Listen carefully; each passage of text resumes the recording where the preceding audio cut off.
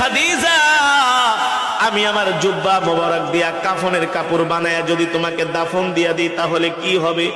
আম্মা জান খাদিজা বলে, গো আল্লাহর নবী, যদি আমি কোনো কারণে জাহান্নামী হয়ে যাই, আপনার জুব্বা মোবারক আমার শরীরে লাগার কারণে, থাকার কারণে জাহান্নামের আগুনের এত বড় সাহস নাই।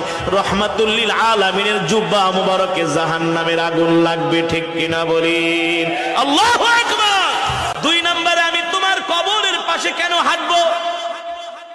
আম্মা জান ডাক দিয়া বলে, গো আল্লাহর নবী, কবরের মাটি যদি আমাকে এক পাশ থেকে আরেক পাশে চাপা দেয়, আপনার পা মোবারক যদি কবরের পাশে লাগে, মাটির পাশে লাগে, ওই মাটির এত বড় সাহস নাই আল্লাহর নবীর পা মোবারকের জায়গা ভেদ করে এক পাশের মাটি আরেক পাশে এসে খাদিজাকে চাপা দিবে, ঠিক কিনা বলেন? ঠিক আম্মা জান খাদিজা রাদিয়াল্লাহু তাআলা আনহা অসুস্থ হয়ে গেলেন। আস্তে আস্তে তিনি অসুস্থ হতে লাগলেন। আম্মা জান খাদিজা রাদিয়াল্লাহু তাআলা আনহার ইন্তেকাল হয়ে গেল।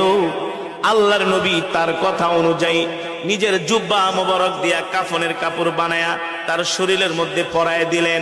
নবীজি জানাজা দিয়া আম্মা জানের লাশটা আম্মা জানকে কবরের মধ্যে শোয়ানোর জন্য আল্লাহর নবী নিজেই নেমে গেলেন।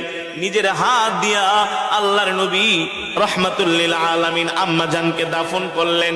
কিন্তু আম্মা জানের চেহারা মোবারকটা বারবার আল্লাহর নবী পশ্চিম দিকে কিবলার দিকে ফিরায় দেয়, কিন্তু আম্মা জানের চেহারা মোবারকটা পশ্চিম দিকে ফিরে না, বারবার আসমানের দিকে ফিরে যায়, বারবার আসমানের দিকে ফিরে যায়।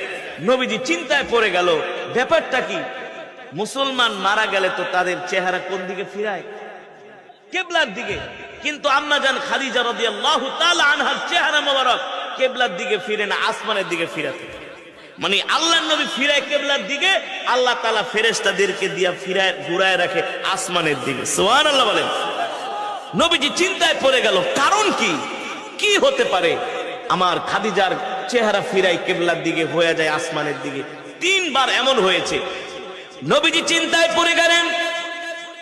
আল্লাহ তাআলা জিবরাইলকে পাঠাইলেন, ও জিবরাইল যাও, জমিনে যাও, আমার হাবিব টেনশন করতেছে, আমার হাবিব